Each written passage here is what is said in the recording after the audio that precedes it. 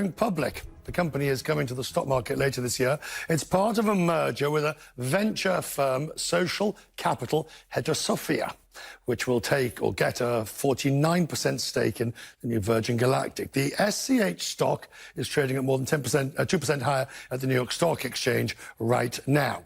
Now, I'm joined by the founder of the Virgin Group, Sir Richard Branson, who's good to see you, as always. Good to see you, too. Richard, why this deal? What is it? Why did you decide to go public in this way? I mean, to some extent, Virgin Galactic is your baby. It's a 14-year-old baby now. So yeah. It's quite a.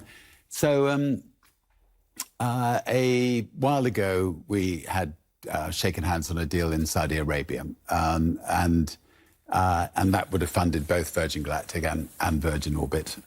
We obviously pulled that deal when the Khashoggi thing happened, and I decided then to carry on and fund both companies myself until until they both got to break even. And then I was approached by Shamath, who explained how a SPAC worked, which I had never heard of before, and over a 9-month period persuaded us that to reverse into their SPAC. What's the advantage for Galactic of doing this? So this will give us the money to see us right through to profitability. It will mean that we'll be able to ramp up production and get many more spaceships built and another mothership built, many more rockets built. So it's actually the way that Virgin Group works. We maybe spend 14 years building a company, owning nearly 100%, and then we'll sell down. And now you've done that with the airlines. You've done that with all the other aspects of it. Is it hard to do that? Is it hard? I mean, it's painful if you're going below 51%. With Virgin Galactic, I'm keeping 51%, and we also have 100% of Orbit. So still going to be, very involved. But when many years ago, when I sold our first company, Virgin Records, for $1 billion, I was spotted running down the street in floods of tears. But past a headline which said Branson sells for $1 billion, I thought that, that would be a strange photo. But you do get, companies are people, and you get very attached to them. And this particular one, bearing in mind, obviously, the difficult, this has been one of your hardest ventures to do, Galactic. Are you still on track? And when I say on track, I don't mean whether you hit December the 31st or next March. It's neither here nor there. But is the project on track to put somebody into space in the near future? Yes. I mean, the exciting thing is that we have put 5 people into space in the last few months. They've all become astronauts. We're the only company in the world to have done that. The last company in America that did it was NASA in 2011. So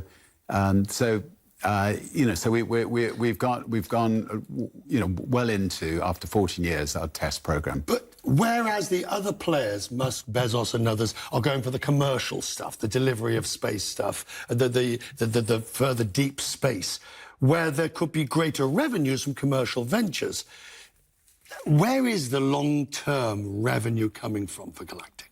There are millions of people watching this program who would love to become astronauts and go to space if they could afford it. The price that we're currently charging, we actually closed the bookings 5 years ago when we got 600 people, because that'll take us 2 or 3 years to accommodate them.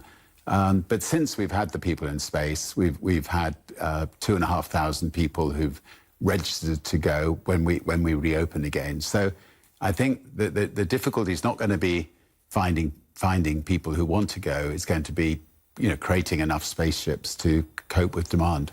And I love the fact that at some point, Wall Street meets Main Street meets space. Now you're a public company. The numbers are out there, and it's a much more transparent. Not transparent. That implies it wasn't. But it's a much harder game when the street's involved. Yeah, I mean, I'm 50 years in business running Virgin this year. 50? 50.